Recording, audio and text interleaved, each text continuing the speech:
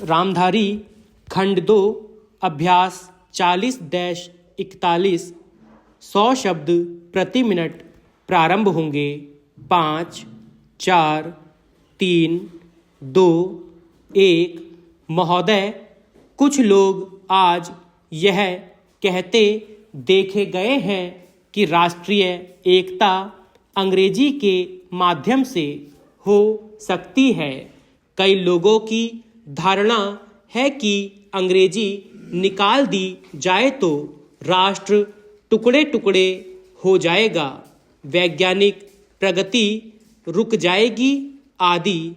इससे बढ़कर भ्रामक विचार और कुछ भी नहीं हो सकता।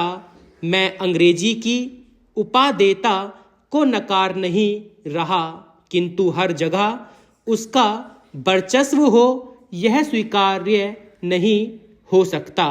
किसी देश की भाषा के साथ उस देश की संस्कृति, विचारधारा और मान्यताएं जुड़ी रहती हैं और उन्हें प्रकट करने के लिए उस देश की भाषा ही सर्वसक्षम होती है। स्वतंत्रता के पूर्व राष्ट्रीय गौरव आम जनता को दृष्टि में रखकर किया जाता था।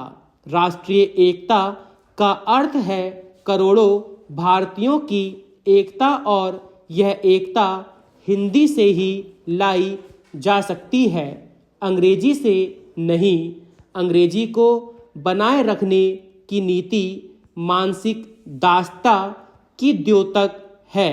यदि हिंदी और भारतीय भाषाओं के विरुद्ध अंग्रेजी षड्यंत्र को विफल नहीं किया गया तो जनतंत्र एक मखौल बनकर रह जाएगा। हिंदी और भारतीय भाषाएं तो सहोदराएं हैं, उनमें आपसी कोई विरोध नहीं। उनका विरोध और संघर्ष तो अंग्रेजी के साथ है।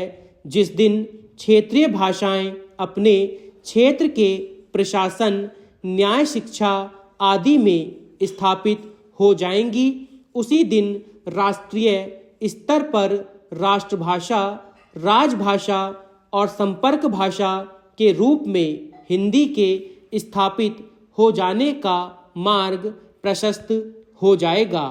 स्वैच्छिक हिंदी संस्थाएं अपने इस मूल उद्देश्य को कभी भी धूमिल होने न दें, क्योंकि हिंदी के प्रचार प्रसार के क्षेत्र में वे सर्वाधिक महत्वपूर्ण इकाइयां हैं।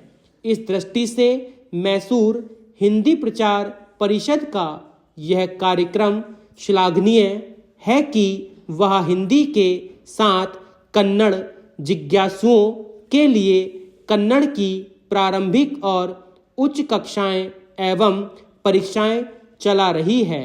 अपनी दैनंदिनी में भी हिंदी के साथ साथ कन्नड़ में दिन और तिथियां दी हैं। इस तरह के छोटे किंतु दिन दिन के व्यवहार में राष्ट्रभाषा और क्षेत्रीय भाषा साथ साथ गलबहियां डालकर चले, इससे बढ़कर सुखद स्थिति और क्या हो सकती है। और प्रिय स्नातकों, आज का दिन आपका है और कल का दिन भी आपका ही होगा। विगत महीनों और वर्षों में आपने कठिन परिश्रम कर हिंदी रत्न अथवा हिंदी प्रशिक्षण की परीक्षाएं दी हैं, उत्तीर्ण हुए हैं। आपकी दीक्षा पूरी हो चुकी है। अब आप समाज और राष्ट्र की सेवा में समर्पित हो जाइए। भारतीय भाषा, संस्कृति, उनकी रक्षा, उनका संवर्धन आपके हाथों सौंप दिया गया है। आप दायित्व का निर्वाह कर सकें, जीवन में सफलताएं पाएं, यही शुभकामना है। जिन्होंने हिंदी प्रवेश, हिंदी उत्तमा की परीक्षाएं उत्तीर्ण की हैं, वे आगे बढ़ेंगे, पढ़ेंगे, यही आशा है। इस उद्देश्य की प्राप्ति हेतु स्वैच्छिक हिंदी संस्थाओं की विभिन्न परीक्षाओं को मान्यता प्रदान की गई है। अंत में इस गौरवपूर्ण समारोह में आपने मुझे आमंत्रित किया, उसके लिए पुनः धन्यवाद देता हूँ। उपसभा अध्यक्ष महोदय, मैं इस बिल का समर्थन करता हूँ। मुझे खुशी है कि कृषि मंत्री एक क्रांतिकारी बिल लाए हैं, लेकिन दुख है कि जैसा बिल लाया जाना चाहिए था वह अभी तक नहीं आया है। मुझे खुशी है कि मंत्री महोदय ने बड़ी हिम्मत से यह बिल पेश किया है, परंतु कुछ सदस्यों ने इसका विरोध किया है। उन्होंने इस बात की ओर ध्यान नहीं दिया कि जब तक वनों को हम बचाकर नहीं रखेंगे और जमीन पर कब्जा करने की लोगों की जो भूख है उसको नहीं रोकेंगे, तब तक हम वनों को नहीं बढ़ा सकेंगे। देश की जो दूसरी सबसे बड़ी समस्या है वह है बेरोजगारी।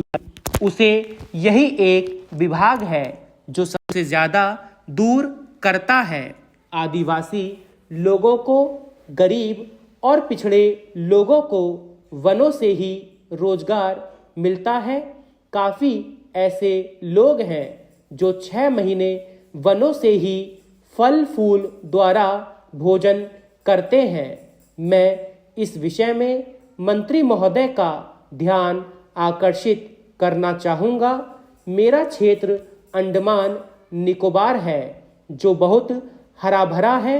वहाँ काफ़ी जंगल है, लेकिन उनको काटा जा रहा है। अगर इसको सही ढंग से रोकेंगे नहीं तो एक दिन ऐसा आएगा जब वर्षा भी वहाँ नहीं होगी। मैंने प्रधानमंत्री जी को इस विषय में जुलाई मास में एक पत्र लिखा था। उसमें मैंने कहा था कि हमारे यहाँ जंगलों की कुछ व्यवस्था की जाए। इसके बाद एक समिति बनी जिसको वहाँ जाकर सारी चीज़ों को देखना था। उसकी सिफारिश के अनुसार वहाँ काम होना था। इस समिति को बने हुए 6-7 महीने हो गए, लेकिन यह समिति आज तक वहाँ नहीं जा सकी। झगड़ा क्या है? झगड़ा यह है कि कनिष्ठ अधिकारी को इस समिति का अध्यक्ष बना दिया गया। जो वरिष्ठ अधिकारी हैं वे कहते हैं कि हम इसके नीचे काम कैसे करेंगे, उनके साथ कैसे जाएंगे। इस वास्ते यह जो चीज़ है इसकी तरफ आपका ध्यान जल्दी से जल्दी जाना चाहिए और आपको इसको देखना चाहिए। हमारी जो अर्थनीति है वह वनों पर आधारित है। जो गरीब लोग हैं उनका गुजारा इन वनों से ही चलता है। जो इमारतें हैं वे लकड़ी की ही बनती हैं, ईंटें वहाँ नहीं बनती हैं, सीमेंट का वहाँ कोई कारखाना नहीं है। इधर से ही वहाँ सीमेंट जाता है, उससे सरकारी काम भी पूरा नहीं हो पाता, तो वह लोगों को कैसे मिल सकता है। आज सारे देश में एक चर्चा चल रही है कि अंडमान में बहुत टिम्बर है, असम से टिम्बर नहीं आता है, चूंकि वहीं से आ सकता है, इस वास्ते वहाँ पर भी इसका भाव बहुत ऊंचा हो गया है और वह असम से टिम्बर ना आने की वजह से हुआ है। लकड़ी के दाम आज इतने अधिक बढ़ चुके हैं कि बेचारे गरीब लोगों को तो अपना घर बनाने में बहुत बड़ी कठिनाई का सामना करना पड़ रहा है। महोदय, इस पूरे पिरामिड में जो हम देख रहे हैं यह एक बहुत बड़ी समस्या के रूप में उभर रहा है। जैसे इसका विशाल आकार, जनसंख्या और सामाजिक जटिलताएं। महोदय, इस पिरामिड के कार्यों को तुरंत आवश्यक रूप से देखना चाहिए। स्टॉप।